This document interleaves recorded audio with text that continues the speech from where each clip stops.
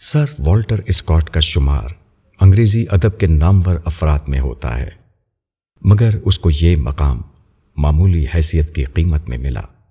اس کی معمولی حیثیت اس کے لیے وہ زینہ بن گئی جس پر چڑھ کر وہ اعلیٰ درجے کو پہنچے۔ والٹر اسکاٹ اپنی ادھیڑ عمر تک ایک معمولی صلاحیت کا انسان سمجھا جاتا تھا۔ اس کی حیثیت بس ایک تیسرے درجے کے شاعر کی تھی۔ اس کے بعد ایسا ہوا کہ اس کے اوپر قرضوں کا بوجھ لد گیا۔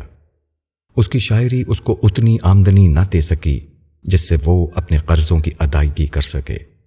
بالآخر اس کے حالات نہایت شدید ہو گئے۔ شدید حالات نے اس کی شخصیت کو آخری حد تک جھنجھوڑ دیا۔ اس کا نتیجہ یہ ہوا کہ والٹر اسکاٹ کے اندر سے ایک نیا انسان ابھر آیا۔ اس کی ذہنی پرواز نے کام کا نیا میدان تلاش کر لیا۔ اب اس نے نئی نئی کتابیں پڑھیں، یہاں تک کہ اس پر کھلا کہ وہ محبت کی تاریخی داستانیں لکھے۔ چنانچہ اس نے محبت کی تاریخی داستانوں کو ناول کے انداز میں قلم بند کرنا شروع کر دیا۔ قرض کی ادائیگی کے جذبے نے اس کو ابھارا کہ وہ اس میدان میں زبردست محنت کرے۔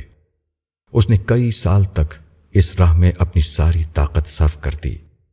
اس کو اپنی کہانی بازار میں اچھی قیمت میں فروخت کرنی تھی، اور یہ اسی وقت ممکن تھا جبکہ اس کی کہانیاں اتنی جاندار ہوں کہ قارئین کی توجہ اپنی طرف کھینچ سکے۔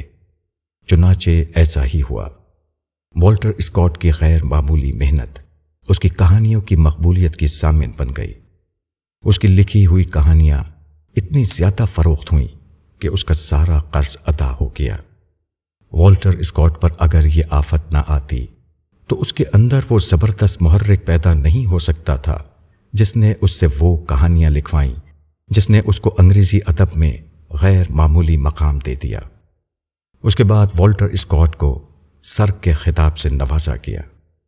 والٹر اسکاٹ کے لیے قرض کا مسئلہ نہایت جاں گداز مسئلہ تھا، لیکن اگر یہ جاں گداز مسئلہ نہ ہوتا تو والٹر اسکاٹ سر والٹر اسکاٹ بھی نہ بنتا۔